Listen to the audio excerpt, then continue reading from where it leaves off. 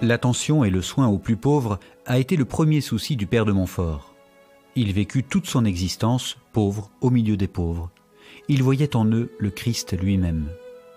S'occuper des pauvres, c'était donc honorer le Christ.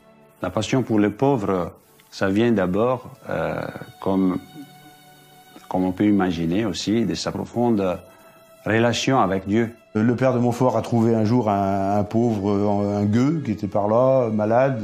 Bon, il l'a pris sur ses épaules. Il l'a amené où? Là où il logeait. Il a frappé et puis il a dit simplement « Ouvrez à Jésus-Christ ». Voilà. Pour lui, le pauvre, c'est Jésus-Christ.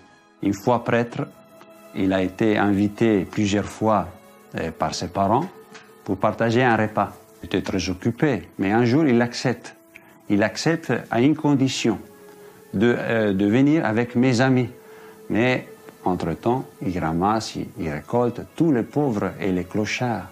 Il arrive avec eux. La famille reste touchée.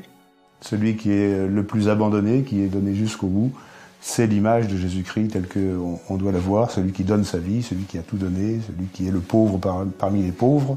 Et donc il était toujours prêt, pas seulement à aider les pauvres, mais aussi à stimuler, susciter aussi la solidarité autour de lui. Comme par exemple lors de ses missions, où le père de Montfort exige que les chrétiens nourrissent les pauvres de la paroisse.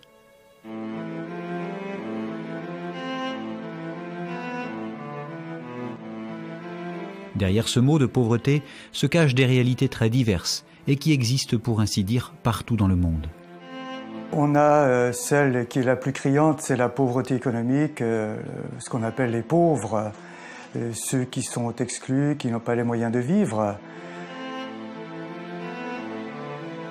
Il y a bien une pauvreté qui est criarde, celle intellectuelle, des enfants des zones reculées, dans des villages où j'ai été en mission.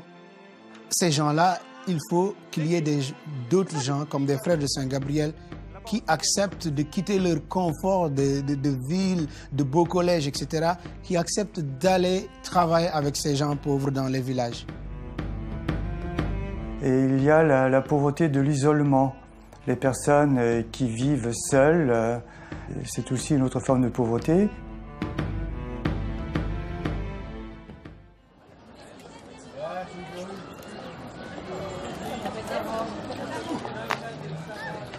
Il y a encore la pauvreté physique quand on devient dépendant.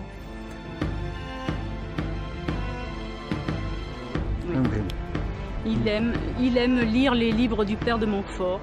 Il y a la pauvreté spirituelle qui est encore autre chose et qui est assez répandue aussi aujourd'hui.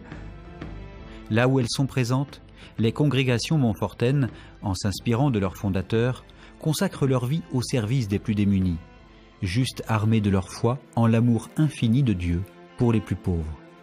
Nous avons besoin de quelque chose, nous cherchons quelque chose dans ce monde d'aujourd'hui. Il y a quelqu'un qui peut t'aider à régler ces problèmes-là. C'est Dieu.